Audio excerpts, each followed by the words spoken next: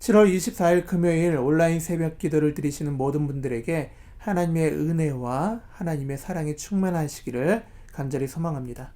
잠시 기도하시고 말씀 같이 나누겠습니다. 하나님 은혜를 감사합니다. 하나님 이 새벽 가운데 하나님의 말씀 앞에 우리가 무릎을 꿇습니다. 우리의 연약함과 우리의 부족함을 우리가 누구보다도 잘 알고 있사오니 하나님의 강하시고 능력 있는 말씀이 우리의 삶을 지탱해 주시고 하나님의 말씀을 따라갈 때마다 하나님 우리의 삶이 형통케 되는 은혜를 경험케 하여 주시옵소서. 오늘의 말씀이 우리의 삶 가운데 꼭 필요한 말씀이 되게 하실 줄 믿사오며 이 모든 말씀 거룩하신 예수 그리스도의 이름으로 기도드립니다. 아멘. 오늘 함께 나눌 말씀은 신명기 12장 32절로 신명기 13장 5절까지의 말씀입니다. 신명기 12장 32절로 신명기 13장 5절까지의 말씀 제가 봉독해 드리도록 하겠습니다. 내가 너희에게 명령하는 이 모든 말을 너희는 지켜 행하고 그것에 가감하지 말지니라. 너희 중에 선지자나 꿈꾸는 자가 일어나서 이적과 기사를 내게 보이고 그가 내게 말한 그 이적과 기사가 이루어지고 너희가 알지 못하던 다른 신들을 우리가 따라 섬기자고 말할지라도 너는 그 선지자나 꿈꾸는 자의 말을 청종하지 말라. 이는 너희의 하나님 여호와께서 너희가 마음을 다하고 뜻을 다하여 너희 하나님 여호와를 사랑하는 여부를 알려하사 너희를 시험하심이니라.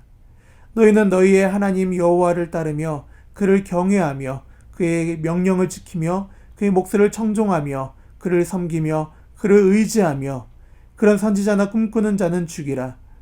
이는 그가 너희에게 너희를 애굽 땅에서 인도하여 내시며 종되었던 집에서 속량하신 너희의 하나님 여호와를 배반하게 하려 하며 너희의 하나님 여호와께서 내게 행하라 명령하신 도에서 너를 꿰어내려고 말하였음이라. 너는 이같이 하여 너희 중에서 악을 제할지니라. 아멘. 오늘 읽은 본문 말씀을 가지고 우리는 무엇 때문에 믿는가? 우리는 무엇 때문에 믿는가? 라는 제목을 가지고 여러분들과 같이 말씀을 나누고자 합니다. 여러분들 주위에 신앙생활 하신 분들에게 어떻게 하나님을 믿었습니까? 라고 물으면은 여러 가지 다양한 대답을 들을 수가 있죠. 어떤 분들은 대대로 하나님을 믿는 가정에서 신앙의 가문 가운데에서 자연스럽게 태어나면서 하나님을 믿게 된 분도 계실 것이고 어떤 분들은 하나님과 전혀 알지 못하는 삶을 사시다가 놀라운 기적을 체험하시면서 하나님을 믿게 되신 분도 계실 거고 그리고 또 다른 어떤 분들은 여러 가지 상황들 때문에 하나님을 믿는 가운데로 자연스럽게 나오신 분도 계실 겁니다. 아마도 이 신앙생활을 시작한 계기들은 모두가 각기의 스토리를 가지고 다양하게 있겠죠. 믿음의 시작은 다양할 수 있습니다.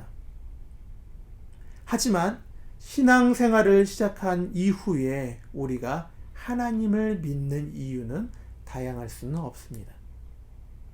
우리가 하나님을 믿는 이유는 무엇이냐? 오직 예수님 때문에 믿고 있는 것이고 우리는 하나님의 그 사랑 때문에 우리는 하나님을 믿고 있다는 것이죠. 시작이 어떠했건 우리는 하나님의 사랑 때문에 그 믿음의 생활을 유지하고 있다는 거예요. 예수님 때문에 우리의 신앙의 믿음을 여정을 걸어가고 있다는 것이죠. 그래서 오늘은 이 믿음의 이유가 어디에 있느냐라는 질문을 가지고 함께 말씀을 나누고자 합니다. 오늘 본문 사항을 여러분이 살펴보시면은 이스라엘 백성들이 출애굽을 하면서 하나님께서 그 이스라엘 백성들을 모아 놓으시고 거짓 선지자들에 대한 경고를 담고 있는 내용들을 이야기를 하고 있죠. 여기서 이 거짓 선지자들은 어떠한 자들이었느냐? 이스라엘 백성들에게 하나님의 말씀을 위장해서 하나님의 말씀인 마냥 그 백성들을 현혹시키고 그리고 하나님을 떠나게 만들었던 자들이었어요. 그뿐만 아니라 이들은 이적과 기사를 보여주면서 하나님을 믿을 필요가 없다. 우리가 말하는 다른 신들을 믿어라 라고 이야기하며 하나님의 도를 떠나게 했던 자들이었습니다. 이 당시 이스라엘 백성들은 하나님께서 그 출애굽 여정 가운데 보여주신 수많은 이적들과 기사들을 통하여서 하나님이 누구신지를 깨닫고 또 그 가운데 살아갔던 것 같습니다. 근데 사실 하나님께서 출애굽 여정 가운데 보여주신 이 10가지 재앙들, 구름기둥과 불기둥과 이 홍해 사건들은 하나님이 누구신지만을 알려주기 위한 것이 아니라 하나님께서 그들을 얼마나 사랑하시는지 보여주기 위한 방편이었던 것이죠. 하지만 이스라엘 백성들은 하나님의 마음을 잊어버리고 표면적으로 드러난 그 이적과 기사에만 초점을 맞췄던 것 같습니다. 그래서 이 거짓 선지자들을 통하여서 이적과 기사가 나타나면 그것에 현혹되어서 하나님께서 뭐라 말씀하시던지 그 이적과 기사를 보여주는 것이 진짜 하나님이다 라고 착각하며 우상을 섬기기도 하고 그곳에 넘어지기도 했다는 것이에요. 이렇게 하나님에 대한 믿음을 잘못된 이해 가운데 살아갔던 것들은 사실 이 신구약 시대만에 나타난 것은 아니었습니다. 태초에 하나님이 세상을 창조하시고 세상을 맡겨주신 아담과 하와에도 동일한 일이 있었죠. 하와에게 사단이 이렇게 유혹합니다.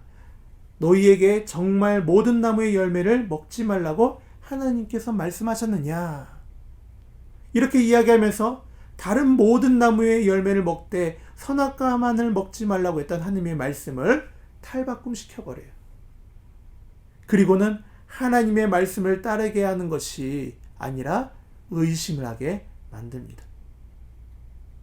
그리고 이 일들을 통하여서 아담과 하와를 위한 것처럼, 아담과 하와를 돕는 것처럼 보이는 이 말들이 결국에는 아담과 하와를 멸망시키고 하나님으로부터 떠나게 만들었던 것이죠. 아담과 하와를 가만히 살펴보면은 하나님을 따르는 이유가 잘못되어 있었던 것이에요. 아담과 하와가 하나님을 따르는 이유는 하나님 그 자체여만 했지만 하나님께서 자신에게 무엇을 줄 수 있는가에 대한 이유에만 초점을 맞췄었기 때문에 하나님이 줄 수 있는 것보다 사단이 제시한 것, 사단이 말하는 것이 오히려 자신의 삶을 부욕해 하고 충족을 시킬 수 있다는 그 착각 가운데 아담과 하와는 하나님으로부터 떠나게 되어버렸다는 것이에요. 다른 말로 하자면 우리의 믿음의 이유가 잘못되어 있는 순간에 그 길은 우리가 하나님으로부터 오히려 떨어지게 되는, 하나님으로부터 멀어지게 되는 계기가 될 수 있다는 것입니다.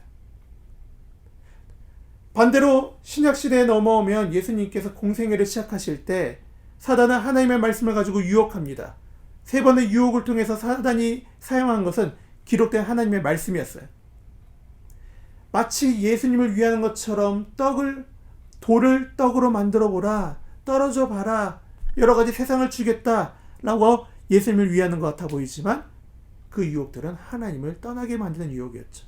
하지만 예수님은 자기 자신이나 자신이 원하는 것에 초점을 맞추는 것이 아니라 오로지 나를 보내신 하나님의 사랑에 초점을 맞추고 하나님을 전적으로 신뢰하였습니다.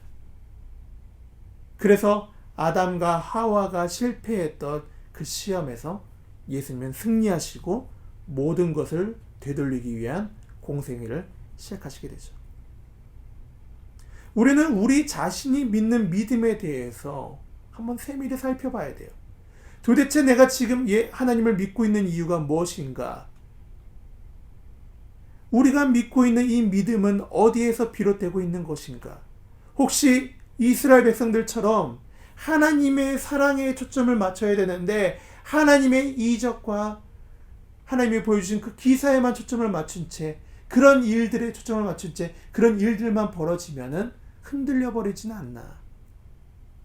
혹시나 우리의 풍족한 우리의 삶 가운데서 믿음이 나오는 것이라면 반대로 우리의 풍족한 삶을 잃어버렸을 때는 믿음이 사라지는 것은 아닐까? 혹시나 내가 이 건강하기 때문에 하나님을 믿게 되는 이유가 되었다고 한다면 혹시 건강을 잃어버릴 때 나는 하나님을 잊고 하나님을 떠나게 되어버리지는 않을까? 우리가 믿는 이유가 무엇인가를 가만히 살펴봐야 된다는 거예요. 우리가 이 믿음의 조건을 잃어버리게 되는 순간에 우리는 하나님을 떠나게 되어버립니다.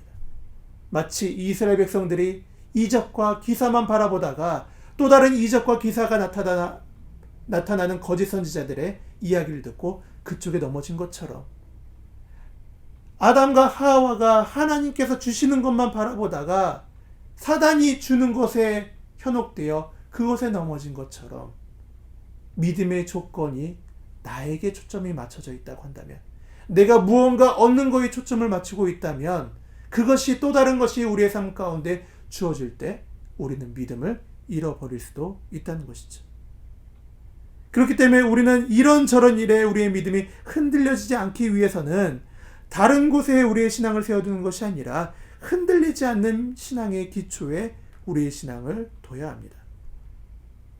그래서 오늘 본문 3절 하반절에 하나님은 이렇게 말씀하십니다. 너희의 하나님 여호와께서 너희가 마음을 다하고 뜻을 다하여 너희 하나님 여호와를 사랑하는 여부를 알려 하사 너희를 시험하십니다. 하나님께서 뭐라고 하십니까? 너희 믿음을 어디에다 두라고요? 하나님을 사랑하는 마음과 뜻과 힘을 다하여 하나님을 사랑하는 그 마음에 두라는 거예요. 너희 자신에 두지 말고, 너가 얻어지는 것에 두지 말고 하나님께 두라는 것이에요. 흔들리지 않는 믿음은 하나님의 사랑에 기초합니다. 나를 위하여 믿는 믿음이 아니라 하나님이 나를 사랑하시는 그 사랑에 두는 믿음이 흔들리지 않는 믿음이라는 거예요. 우리의 믿음이 흔들리고 계신 분들은 한번 고민해 보시기 바랍니다. 내가 어디에 우리의 믿음의 이유를 두고 있는가? 어디에 나의 믿음의 뿌리를 두고 있는가? 그렇다면 우리가 어떻게 이 믿음을 세워나갈 수 있을까요? 오늘 본문은 두 가지로 압축을 합니다. 첫 번째는 4절에 이렇게 말씀하시죠. 너희는 너희 하나님 여호와를 따르며 그를 경외하며 그의 명령을 지키며 그의 목소리를 청종하며 그를 섬기며 그를 의지하며. 따르고 경외하고 지키고 청종하고 섬기며 의지하라 라고 하면서 이 6개의 단어를 가지고 길게 정황하게 설명하고 있지만 사실 주어는 하나예요. 하나님이죠. 하나님. 첫 번째로 하나님께서 우리의 흔들리지 않는 믿음을 위해서 요구하신 것은 무엇이냐? 너를 위해서 살아가는 것이 아니라, 너를 위해 믿는 것이 아니라 하나님을 위해 믿어가는 것이에요.